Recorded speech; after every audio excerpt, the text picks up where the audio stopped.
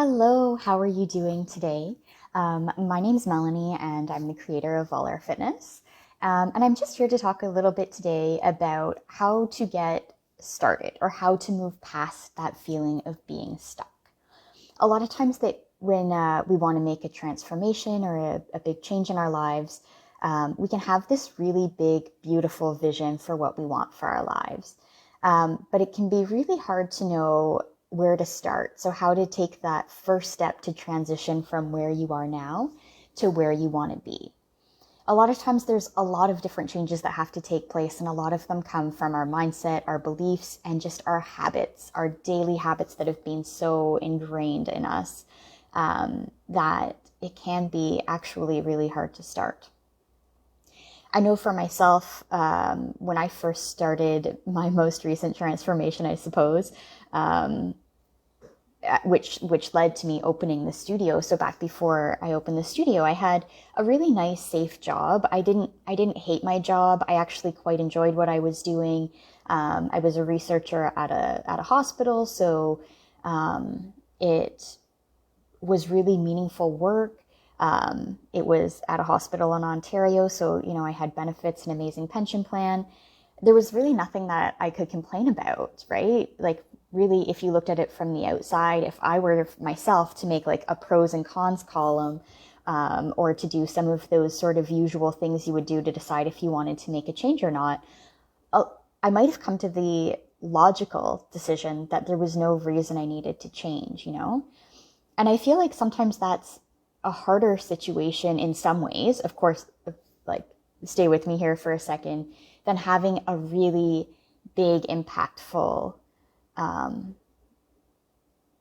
event that happens in your life that sort of forces you to change, right? So for example, when my common law partner passed away, that was like a big event.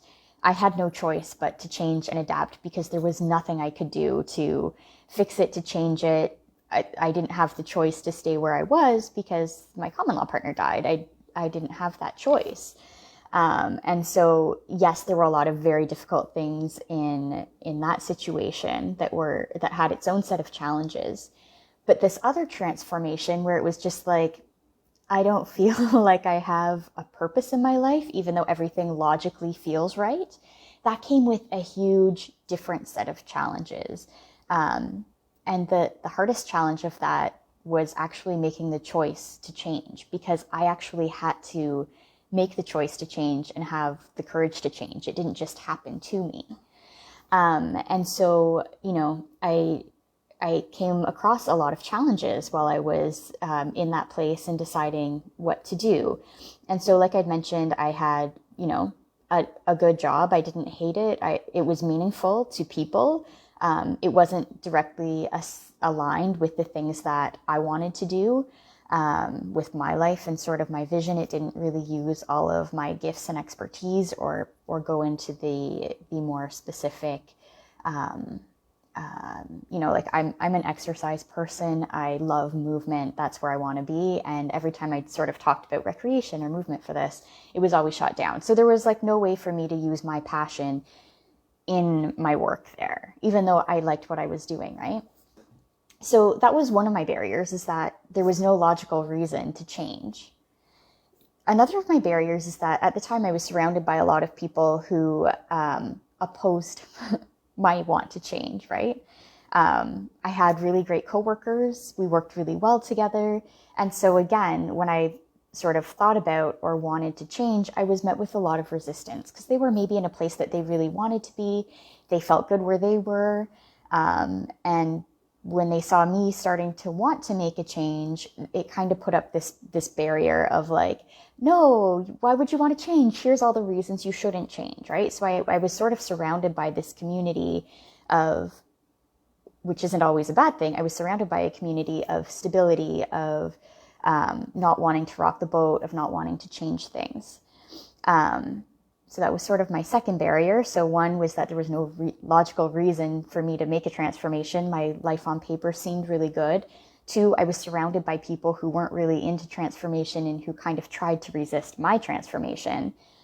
And then lastly, I just didn't even know where to start, right? Like I I knew that what I was doing wasn't aligned with what I wanted my life to be, but I didn't really know why. I didn't know what was going to make the change. I didn't, like, if I go from one job to another, is that really going to make my life change? Like, what is that missing factor? Especially since, like I said, it wasn't a big event that was like, now you must change because life has just forced this change on you. It was just this idea of like, I want something to be different in my life. I don't really know what, and how do I start making those changes? And so, sort of in that situation, one of the greatest factors that led to my own transformation and my own change is that I started taking some classes at a pole studio that was near me that did very feminine, intuitive movement. And I suddenly became surrounded by a separate community that was really pro-transformation, pro-living a meaningful life, didn't necessarily live like just the types of people who went there didn't necessarily live in the confines of like what society is supposed to be. You know, some of them did homeschooling, some of them just being in this community opened my mind up to the idea that there were so many different ways of being, so many different ways of living. And all of a sudden, when I started talking about things that I wanted different in my life, I suddenly had this community that didn't resist everything I wanted to do, that actually supported it. And I will say with this community, even when like I had been teaching there, I loved teaching these girls, we had great relationship. And when I had suggested that I would be moving away to go on to this next chapter of my life, there was sadness, but they still didn't try to stop me from it. You know, it was still supportive that I wanted to go on and transform. So that was one of my major supporting factors for me to be able to go through transformation, was to have a community that was around me. And also associated with this pole studio is in this movement that we were doing, because it was a very feminine, intuitive movement, it also helped me get back to that idea of trusting myself. And I know I had been in the pole community for a long time. I was doing, at this point, competitions. I was competing internationally. I was doing lots of big things. And I still, at this point, I loved freestyling and I loved all those things. But a lot of my pole was really focused on, you know, tricks, on transitions, on combinations, and less about just like calming myself down, bringing myself down, and really getting in touch with just intuitive movement. What does my body choose to do next? Where does my body want to take me? And so that was sort of the second factor. So I had this connection, I had this community to help and support me all of a sudden, even if they weren't the ones that were actually like they didn't specifically do anything to help me find the next steps. They were just there to support and to understand that, like, when I came in tears or whatever, that this is what transformation is. It's totally normal. It's totally fine. They were open to seeing me frustrated, to see me upset, to seeing me in all of my emotions and whatever vulnerable state I happened to show up in. So community was huge for me. And that second one, that intuitive movement, was a really big factor for me as well.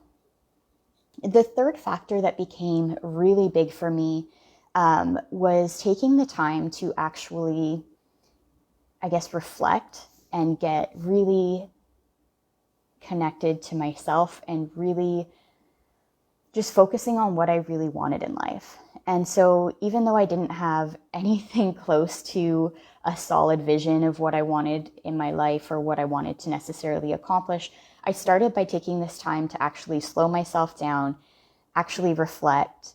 I started to see these connecting pieces in my life of all the things that I had done. So instead of my life my life went from seeming like this chaotic spread of like, oh, I did some fitness here, I did some pole here, I did some research here, I've done these types of research, I've worked with these types of people, I've done these types of volunteer works. I started seeing things by taking the time to actually close my eyes, reflect, and think about things like the skills I had, the interests I had. I started to see those things start to connect and start to see how I had already been having an impact in the world, no matter how small it may have been, how I'd been having an impact in the world, the things that lit me up in the world, and the things I wanted to see more in the world, even though, again, like I said, I didn't have a very concrete vision, just this abstractness of like, I want to help people feel this way, I want to help people move this way. etc.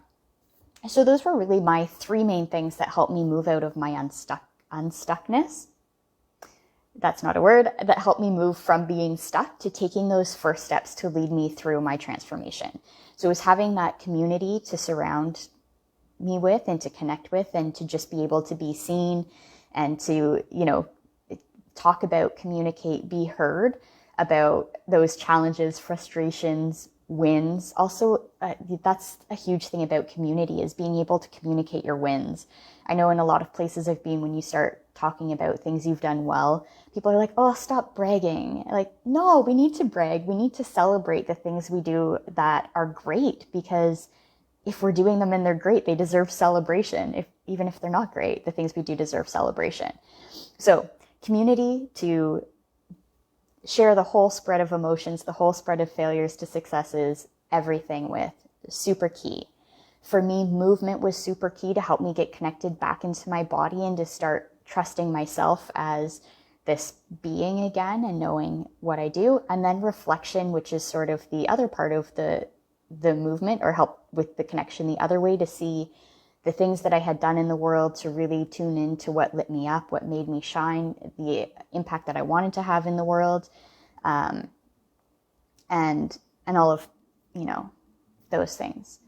So once I kind of had those things starting to fall into place, those three things, I was starting to be able to find the places where I wanted to. And again, it doesn't mean that I knew specifically exactly what was going to be the right step, but things started to come to me, right? So I had this idea of what if I could just, instead of researching this, which is cool, but not aligned with me, what if I could do circus research, right? So then I took the steps. It didn't just come to me. I took the steps to do the Google search, these seemingly silly, but didn't necessarily dawn on me as the proper steps to take.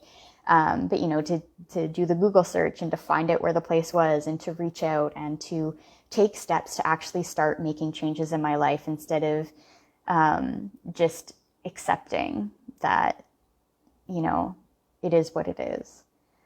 And the other thing that was really helpful is that I felt like I was devoted to this change, but I wasn't attached to it being in any specific way, right? So when I was thinking about making this transition or this transformation in my life, I reached out to a circus research center to see if anything would come of that. And it was a detachment of what the outcome was, right? I'd done my part. I'd done everything I could. I sent the email. They would say yes. They would say no. They would say come interview. They would not, right? That's the options of it. I'm sure there's more.